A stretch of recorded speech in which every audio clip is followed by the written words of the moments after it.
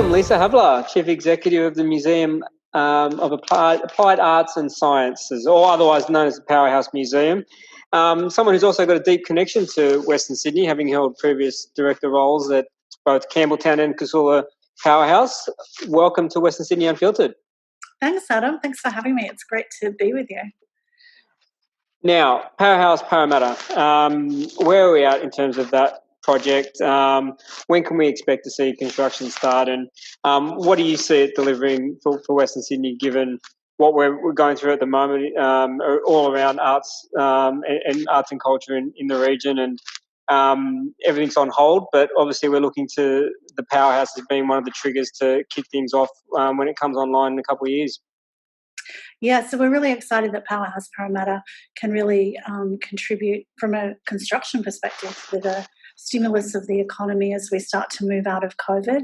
But where we're up to at the moment is that we've just submitted our state significant development application. So we're at the very beginning stages of our planning process. So we've done a whole lot of consultation right across Western Sydney over the last couple of months. And the planning process will continue right the way through till October, November next year. And we're hoping to, all things going well, we're hoping to start work on site in early 2021, so in the first quarter of 21. Western Sydney's got a lot of big infrastructure projects in the pipeline and coming online fairly soon. The Powerhouse is one of the ones that, unlike the transport and the other major capital projects, has an element that is going to trigger a lot of interest in terms of arts and culture. And what do you see as some of the things that you're looking forward to it delivering for Western Sydney, a region that has been traditionally sort of left out of the conversation when it comes to the public funding for arts and cultural projects of this nature? Yeah, well, Powerhouse Parramatta will be the largest museum in New South Wales, so it will have over 30,000 square metres of public space. It will have over 18,000 square metres of exhibition space, and it will have a whole lot of community and cultural amenity that I hope will really contribute to the broader cultural network and infrastructure right across Western Sydney. And Western Sydney, I know because I worked as a cultural worker in Western Sydney for over 12 years, has an incredible reputation for innovative, creative culture. And I think the museum being part of that broader Western Sydney network, I hope will, contribute to the aspirations of many communities, but also to the aspirations of, young people, and connecting community with industry, and really embedding a very high profile exhibition program, museum exhibition program, for the first time from a New South Wales cultural institution into the Greater West. It's interesting you mentioned the broader arts and cultural network in Western Sydney, because there is one already. I mean, obviously you worked at two of them, but beyond that, there's an abundance of talent and some great facilities, probably not so much known outside of the region, but certainly for those that live in the area are aware of them. The Powerhouse is not a silver bullet. It's certainly going to have a big impact. But what are some of the other things that we're going to need in order to support the growth of arts and cultural development in Western Sydney? Well, I think the most important way that anyone can think about arts and culture is that it's an ecology, and it needs, like any industry, it needs pathways into it. So there needs to be multiple pathways for young people from both secondary and tertiary education to move into arts and cultural careers.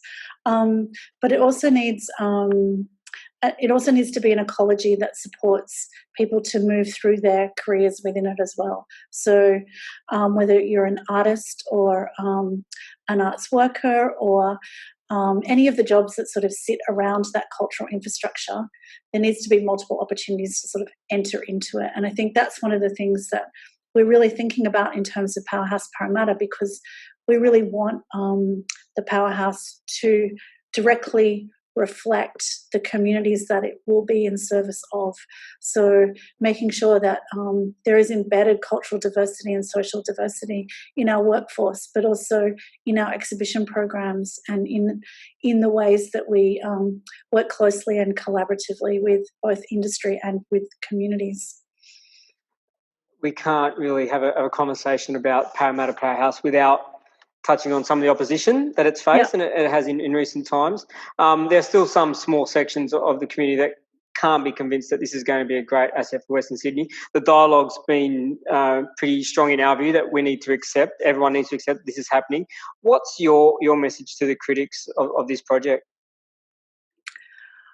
I don't think it can be underestimated the incredible value of having a world-class cultural institution, the value that will bring to Western Sydney, the generational impact that it will have, not only on young people, but bringing community together, for developing the profile of Greater Sydney, for contributing to the visitor economy, to the nighttime economy.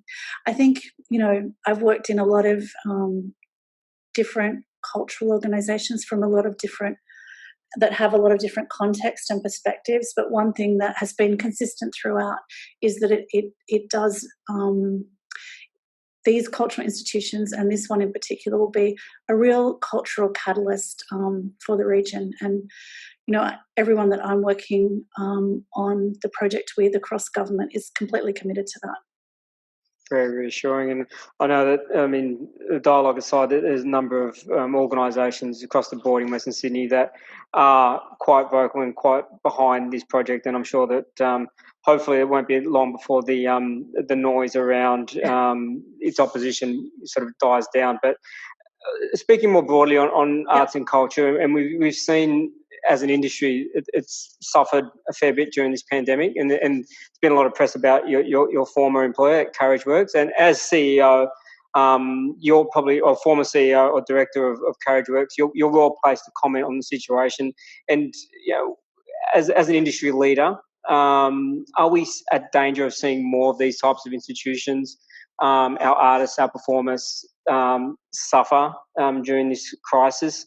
Have we seen the worst of it, do you think? And what do you sense in terms of the recovery? Is there an optimism there within the industry that it will bounce back and there will be a stronger appetite off the back of it?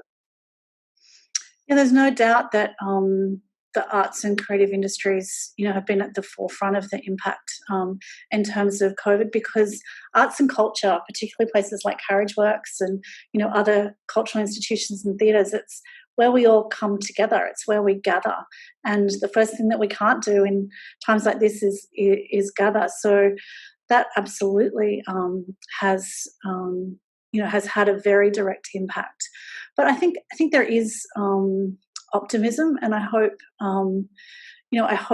through multiple levels of support that all of those institutions can come out the other side. In a way, it'll be a different place that we come to when we come out the other side of this. But I think it's a place that, of course, the arts and culture will play a central role. A different role, but a central role.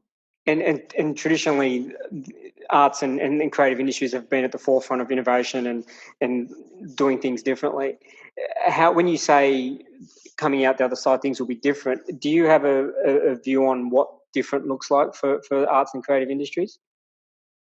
I think that's the thing about what we're going through at the moment, is that it's really hard to anticipate the future. Like, even with our museum here, we don't, we know that it will be open in the future, but when it is open and how it's open, I think that's something that you can plan for, but not necessarily have any expectations that what your plan will happen.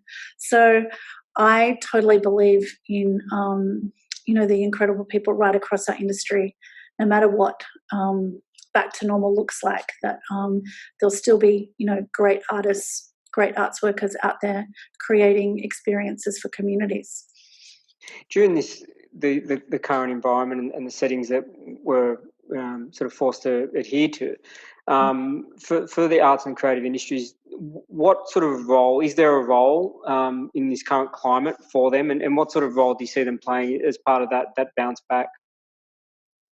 Well, I think, like I said before, arts and culture is, how and why a lot of people, come together and gather. I think, and I've always thought this from a perspective of Campbelltown and Casula, the projects that we did there, that we worked, across communities, across a whole different range of contexts, across housing, crime prevention. There's contributions that arts and culture can make across all of our lives, that I think there'll be a bigger role for that post this than there was going into it. Right.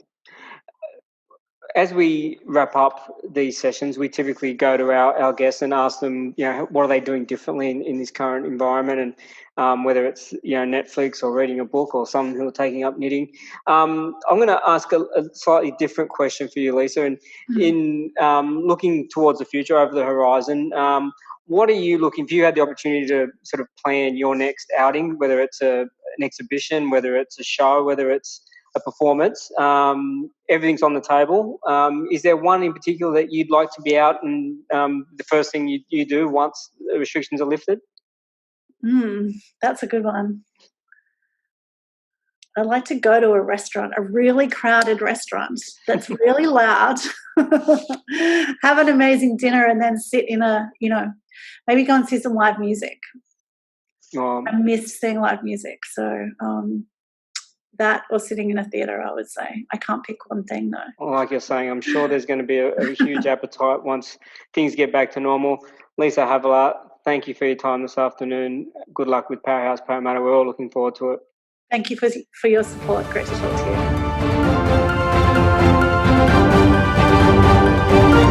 you.